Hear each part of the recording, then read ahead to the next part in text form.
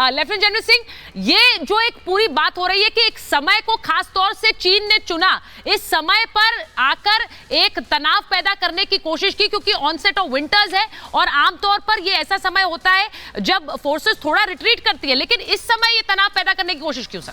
अपने बच्चों को पैसे का पार्ट नहीं सिखाएंगे तो पैसा कमाने के बाद में हो सकता है वो आपको ही बेच दें। सावधान, फ्रीडम ऐप को डाउनलोड करें, बच्चों को पैसे का पार्ट कैसे पढ़ाना है सीखिए। अपने बच्चों को पैसे का पार्ट नहीं सिखाएंगे तो पैसा कमाने के बाद में हो सकता है वो आपको ही बेच दें। सावधान, फ्रीडम ऐप को डाउनलोड करें, बच्चों को पैसे का पार्ट कैसे पढ़ाना है सीखिए।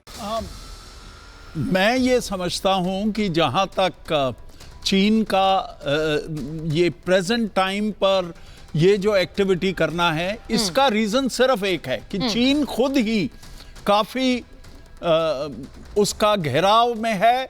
वो इंटरनल प्रॉब्लम्स हैं, उसकी इकोनॉमी की प्रॉब्लम है, उसके साथ साथ उसके ये वर्ल्ड के अंदर भी चीन की स्टैंडिंग काफ़ी कम हो गई है, इकोनॉमी उनकी डाउन है।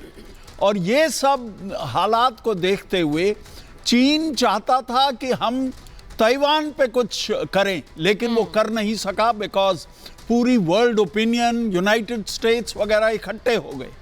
और इस वक्त उन्होंने सोचा कि दैट करेक्ट चीज़ ये होगी कि हिंदुस्तान के अंदर थोड़ी निडलिंग की जाए। चीन के पास इतना दम नहीं है कि वो हिंदुस्तान से कोई लड़ाई लड़ सके, बिकॉज हिंदुस्तान का फौजी चीन की फौजी से कोई 10 गुना अच्छा है। मैंने चीन के फौजियों को बहुत क्लोजली देखा है।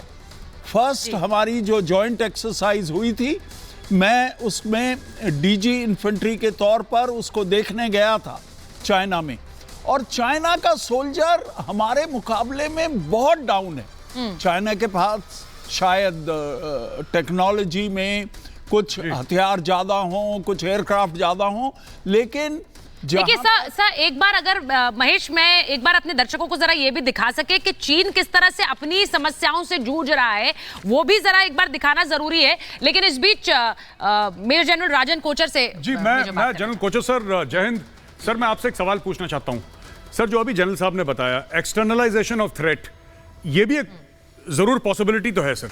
चाइना फंसा हुआ है ताइवान में, मुंह की खाई, अपने एडिटोरियल प्रिंट करवाए कि नैन्सी पेलोसी का जहाज जो है हम हवा में उड़ा देंगे, उसको लैंड नहीं करने देंगे, ये कर देंगे, वो कर कुछ नहीं पाया चाइना। फिर वहां पे शी जिनपिंग मुर्दाबाद के नारे लगते हैं सर। वहां पे रियल एस्टेट सेक्टर बस्ट हो जाता है, एप्पल वाले छोड़ के भाग जाते हैं और बड़ी बड़ी ऑटोमोबाइल कंपनीज भाग जाती हैं वहां पे। यहां पे लोगों के घरों को बाहर में वेल्डिंग कर दी जाती है, सिर्फ ताला नहीं लगाया जाता सर, उनकी वेल्डिंग कर दी जाती है कि कोई बाहर ना निकले, लोग सड़क पे आ जाते हैं। इतना आक्रोश सर। क्या एक्सटर्नलाइजेशन ऑफ थ्रेट एक बात है जो आपको लगता है कि चाइना का एक जिसको कहते हैं कि कारण हो सकता है? गौरव, एक्सटर्नलाइजेशन ऑफ थ्रेट जरूर आपने जैसे हाईलाइट किया है, ये एक कारण हो सकता है, और इसके और भी ये कारण है जिसके ऊपर हमको अपनी इसको फोकस रखनी है। सबसे पहले अगर आप इसको देखेंगे कि इंडिया और यूनाइटेड स्टेट्स के बीच में जो इसको नज़दीकियां आ रही हैं, आपने ओली में देखा कि जो एक इसको युद्ध अभ्यास हुआ था, जहाँ पे यूएस आर्मी और इंडियन आर्मी ने इसको हिस्सा लिया था, जिसको चाइना ने इसको क्रिटिसाइज़ किया था। उसके बाद हमारे एक्सटर्नल अफेयर्स की इसको मिनिस्ट्री ने उसके ऊपर अपना जवाब दिया था, और उसके बाद जितनी भी हमारी एग्रीमेंट्स हैं यूनाइटेड स्टेट के साथ, कॉमकोसा को लेके, बैकॉन्ग को लेके 3-4 एग्रीमेंट्स है, कम्युनिकेशन के ऊपर है, लॉजिस्टिक्स के ऊपर है। तो हमारी जो क्लोजनेस आ रही है यूनाइटेड स्टेट्स के साथ, वो चाइना को गवारा नहीं है। तो सर मैं आपको बीच में काट रहा हूं सर। मैं प्रोफेसर कपिल साहब के पास जाता हूं। प्रोफेसर साहब, एक बात बताइए, ये जो चीन का पूरा मामला है कि भारत इसके साथ एक्सरसाइज करेगा, अमेरिका के साथ एक्सरसाइज करेगा ओली में, तो चाइना को प्रॉब्लम है, ये तो चाइना मुंह पे बोल चुका है सर, ठीक है।